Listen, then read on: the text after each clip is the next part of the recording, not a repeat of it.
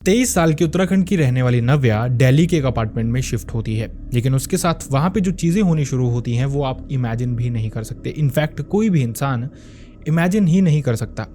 मैं आपको हमेशा वार्न करता हूं कि जब भी आप किसी नए अपार्टमेंट में नए लोगों के साथ शिफ्ट होते हैं तो आपको बहुत केयरफुल होने की जरूरत होती है। अगर आप उस इंसान को अच्छे से जानते हैं तो अच्छी बात है, अगर नहीं जानते तो आपको पहले किसी भी इंसान को अच्छे से जान लेना चाहिए उस पर भरोसा करने से। और क्यों मैं ऐसा कहता रहता हूँ, आज का ये भयानक इंसिडेंट दिल्ली के एक अपार्टमेंट का आपको महसूस करवा देगा। तो चलिए शुरू करते हैं।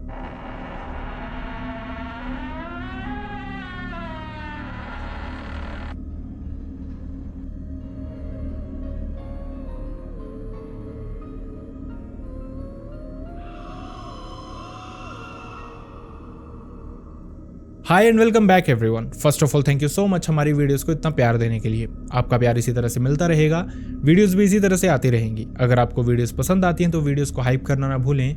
अपना स्टेट और सिटी का नाम ज़रूर बताएं कमेंट बॉक्स में कि कहाँ से आप हमारी वीडियोज़ देख रहे हैं। और अगर आपके साथ कोई ऐसा इंसिडेंट हुआ है जो आप चाहते हैं मैं यहाँ पर नरेट करूँ तो आप हमारी मेल आईडी या फिर इंस्टाग्राम पे शेयर कर सकते हैं। दोनों की लिंक आपको डिस्क्रिप्शन बॉक्स में मिल जाएंगे।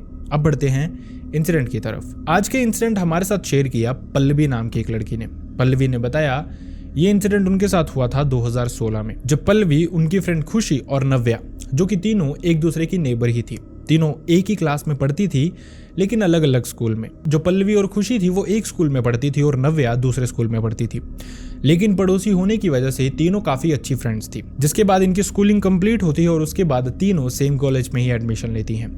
ग्रेजुएशन होती है उत्तराखंड से ही तीनों की। जिसके बाद जब बात आती है मास्टर्स की तो तीनों थोड़ा एक्सप्लोर करना चाहती थी। तीनों डिसाइड करती हैं कि ये दिल्ली के ही एक कॉलेज में अपनी मास्टर्स करेंगी।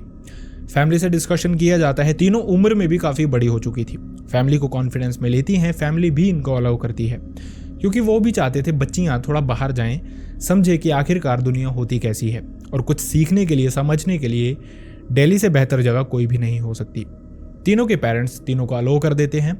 इनफैक्ट उनके पिता उनके साथ जाते हैं ताकि उनकी शिफ्टिंग वगैरह वो मैनेज कर सके। तीनों का प्लान था कि वो कॉलेज से बाहर ही कोई पीजी या फिर रूम देखेंगे जहाँ पे अपने कंफर्ट के हिसाब से खाना बना सके, अपने कंफर्ट के हिसाब से रह सके और आ जा सके। फैमिली भी यही चाहती थी, जिसके चलते इन तीनों के पिता इन तीनों के साथ ही दिल्ली पहुँचते हैं।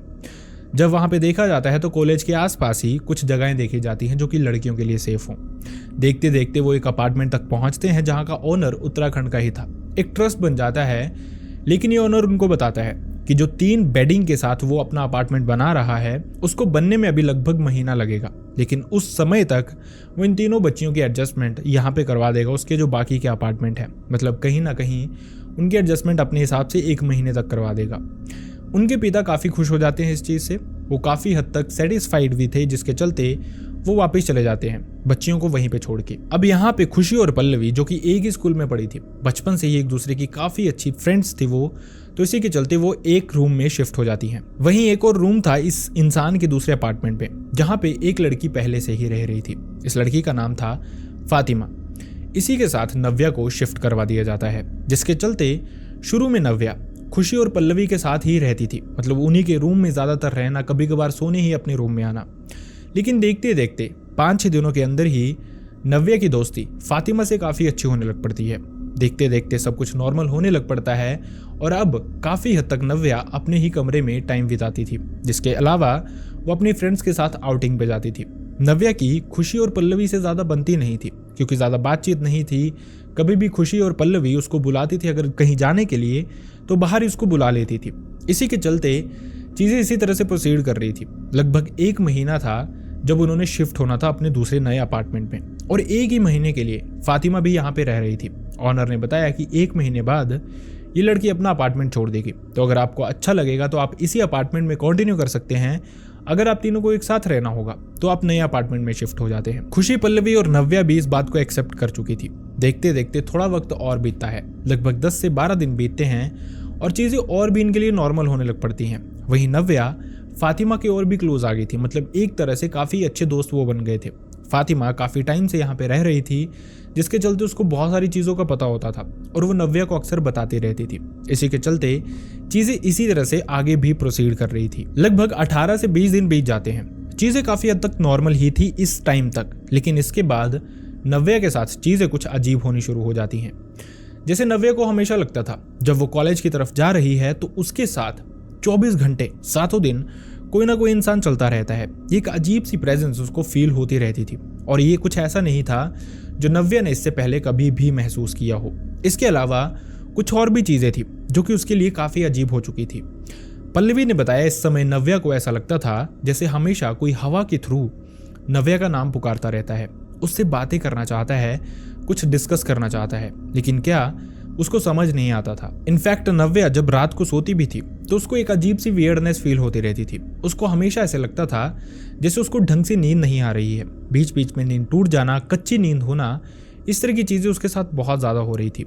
और ये भी शायद कम था जो चीज़ें मैं आपको आगे बताने वाला हूँ। नव्या को स्लीप पैरालिसिस बहुत फ्रीक्वेंटली होने लग पड़ा था, मतलब हर दूसरे दिन उसके साथ ये चीज़ें हो रही थी।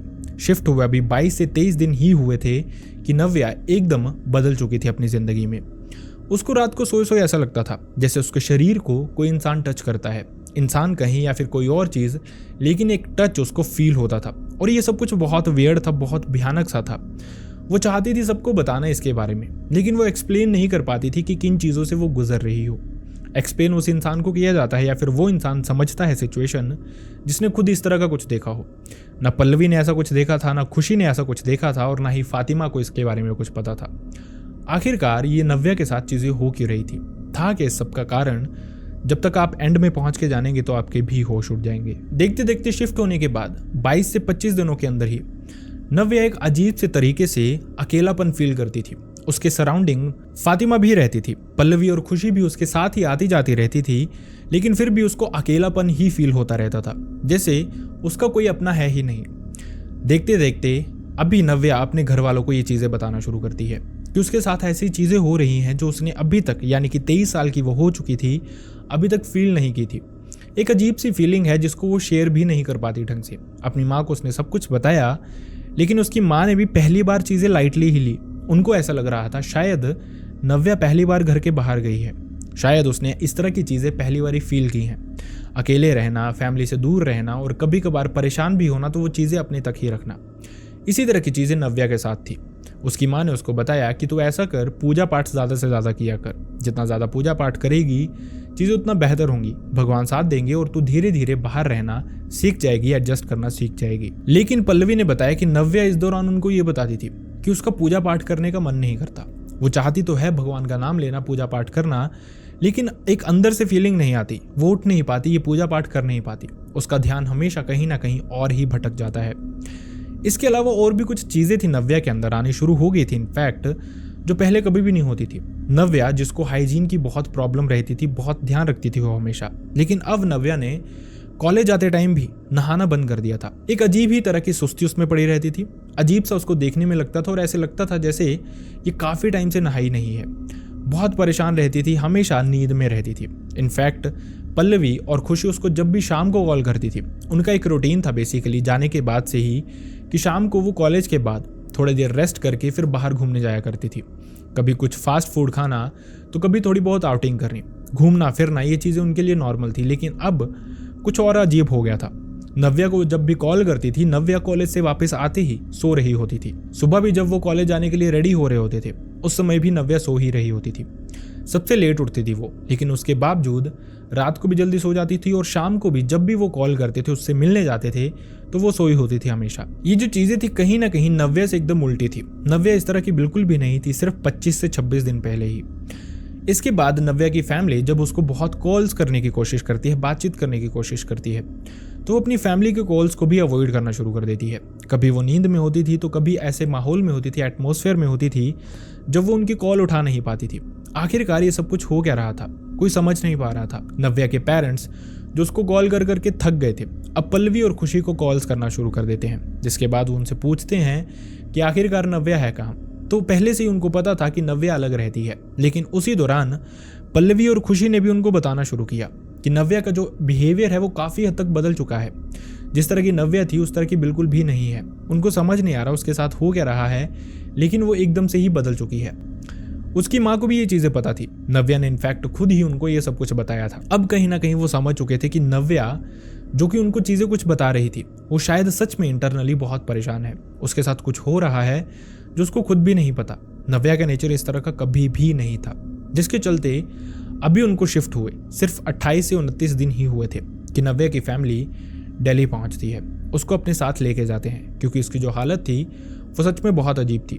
कभी भी उसको क्लास में भी चक्कर आ जाते थे, बहुत परेशान रहती थी और सिर्फ इतने से दिनों में उसकी जो फिजिकल हेल्थ थी वो काफ़ी हद तक डाउन हो गई थी। ऐसे देखने से उसको लगता था कि इसको किसी चीज़ की बहुत टेंशन हो गई है, स्ट्रेस है या फिर एंजाइटी है।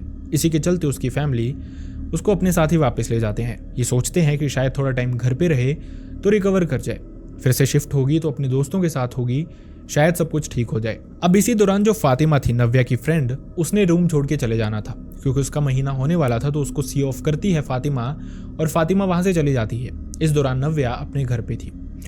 घर पहुंचने के बाद भी नव्या के साथ ये चीज़ें बंद नहीं हो रही थी, बल्कि जब भी नव्या रात को सोती थी एक अजीब सी स्लीप पैरालिसिस की उसकी हालत हो जाती थी। कभी कभार उसने चीख देना, चिल्ला देना और उसी तरह से 24 घंटे अपने बेड पे ही पड़े रहना।